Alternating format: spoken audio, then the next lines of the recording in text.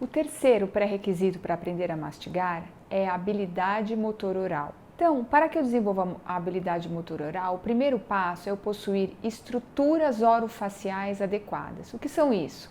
Os lábios, a língua, as bochechas, né? Os movimentos da mandíbula, os dentes e o encaixe dos mesmos. Tudo isso vai possibilitar com que eu possa desenvolver o ato de mastigar. Os dentes, por exemplo. Não é necessário a criança ter dentes para começar o aprendizado da mastigação, mas conforme ela vai crescendo e os dentes vão nascendo, isso vai possibilitando com que ela lide com texturas mais avançadas. A oclusão dos dentes ela é fundamental. É importante que o encaixe propicie o deslizamento da mandíbula na sua diagonal.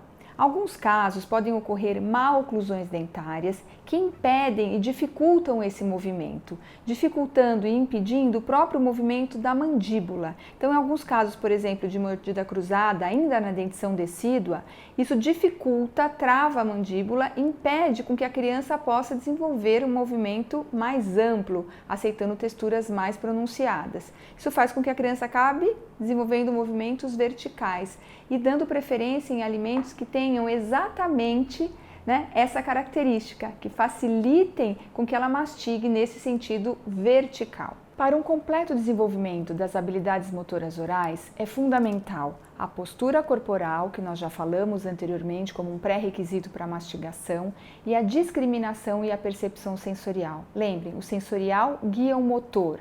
Para que eu possa colocar todas essas estruturas orais em funcionamento, eu preciso dessa percepção e dessa discriminação sensorial que vai guiar o meu movimento mastigatório. Então, para que a criança possa evoluir a mastigação e aceitar alimentos com texturas mais pronunciadas, é fundamental a percepção e a discriminação sensorial. Quando eu oferto para a criança alimentos com uma textura lisa, uma textura homogênea, ela vai receber esse alimento, identificá-lo e, a partir desta percepção, guiar os movimentos necessários para conseguir deglutir. Então, ela recebe,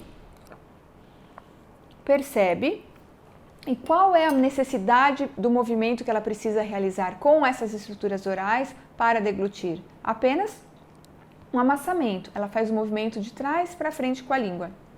Um movimento que a gente chama de póstero anterior. Isso é necessário e é suficiente para ela conseguir deglutir corretamente esse tipo de textura.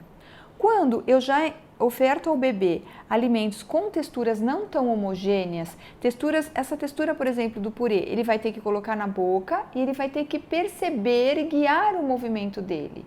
O bebê ainda não tem condições de se alimentar com alimentos crus, com alimentos que necessitam de uma mastigação muito efetiva. Para quebrar essa cenoura eu preciso de força, eu preciso de dentes para triturar. O bebê ainda no início não tem essa possibilidade.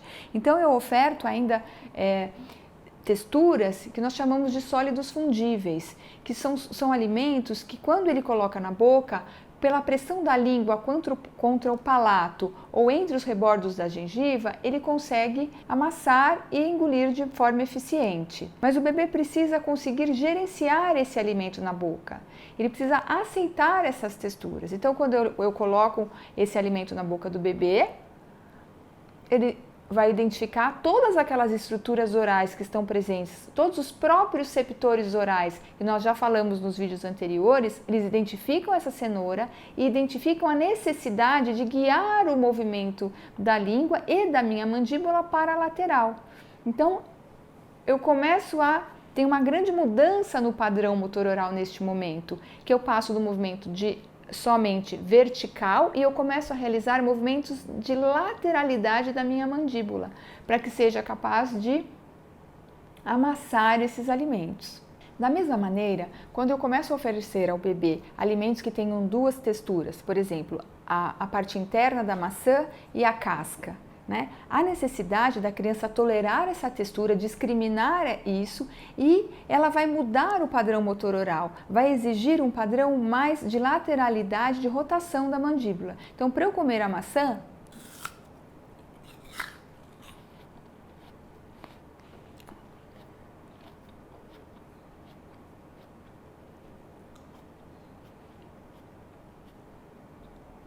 Ou seja, eu tenho que ser capaz de discriminar todas essas texturas que tem na minha boca. Tem uma textura líquida, tem uma textura que vai aparecendo conforme eu vou triturando a maçã. Tem a casca, que é uma textura mais difícil de ser triturado, ainda tem resíduo.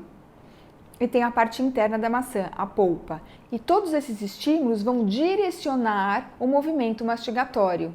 Então, o terceiro pré-requisito, que é a habilidade motor oral, para que ela possa ser desenvolvida, além das estruturas orofaciais íntegras, eu vou precisar da discriminação sensorial para que ela possa direcionar os movimentos motores da mandíbula que propiciam a mastigação.